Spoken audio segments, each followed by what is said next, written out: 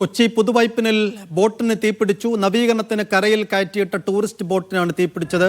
Fire force സ്ഥലത്തെത്തി.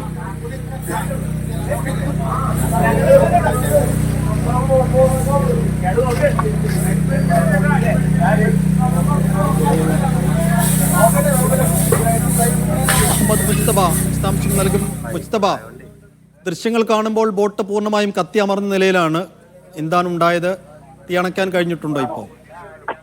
സൈഫുദ്ദീൻ, രാത്രി ഒരു 9 മണിക്ക് ശേഷമാണ് സ്വകാര്യ വ്യക്തിയുടെ സ്ഥലത്ത് നിർത്തിയിട്ടിരുന്ന ഈ ബോട്ടിന് തീ പിടിച്ചിരിക്കുന്നത്. പക്ഷേ എന്താണ് തീപിടുത്തത്തിന്റെ കാരണം എന്ന കാര്യം ഇതുവരെയും വ്യക്തതയില്ല. സ്വകാര്യ വ്യക്തിയുടെ സ്ഥലത്ത് നവീകരണ പ്രവർത്തനങ്ങൾക്കായി ബോട്ട് നിർത്തിയിട്ടിരുന്നു. പക്ഷേ പെട്ടെന്ന് രാത്രി 9 മണിക്ക് ശേഷം വലിയ തോതിൽ തീ പടർന്നതിനെ തുടർന്നാണ് സമീപവാസികൾ പോലീസിലും അതോടൊപ്പം തന്നെ ഫയർഫോഴ്സിലും ഒക്കെ വിവരം അറിയിക്കുന്നത്. എന്തായാലും മാലിപുറം ഫയർഫോഴ്സ് സംഭവ സ്ഥലത്ത് എത്തിയിട്ടുണ്ട്.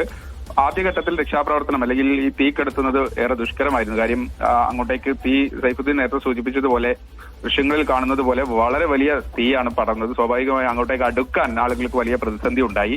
എന്തായാലും പിന്നീട് ഫയർഫോഴ്സ് എത്തി. ആ ഭാഗത്തേക്ക് ഫയർഫോഴ്സിന് എത്താനും ചില പ്രതിസന്ധികൾ ഉണ്ടായി.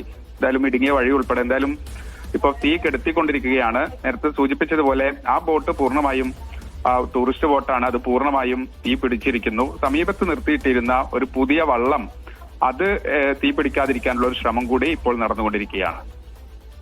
അഹമ്മദ് മുസ്തഫയാണ് വൈപ്പിൽ നിന്ന് വിശദാംശങ്ങൾ നൽകിയത്.